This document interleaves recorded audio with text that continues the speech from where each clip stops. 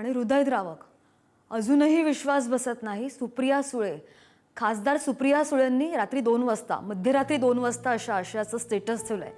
कालसुद्धा जेव्हा ही माहिती समोर आली, ही बातमी समोर आली, तेव्हा सुद्धा डिव्हेस्टेड, उद्ध्वस्त अशा आशयाचं त्यांनी स्टेटस ठेवलं होतं.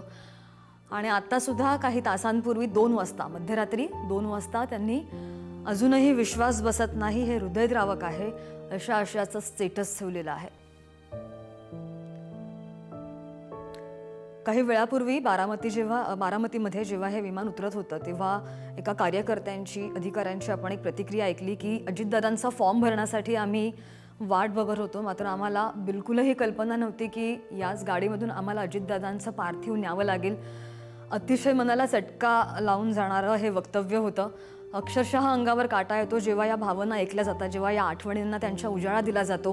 प्रत्येक व्यक्तीचे काहीतरी नातेसंबंध होते, प्रत्येक व्यक्तीशी त्यांचा स्नेह होता आणि बरंच नुकसान झालेलं आहे राजकारणाचं. स्वतः ही प्रतिक्रिया राजकारणी देत आहेत, सत्ताधारी असू देत, विरोधक असू देत.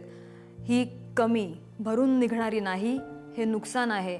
एका राजकीय युगाचा अंत झाला अशीच भावना प्रत्येकाची झळकताना पाहायला मिळते. एकही कार्यकर्ता रात्रभर झोपलेला नाहीये.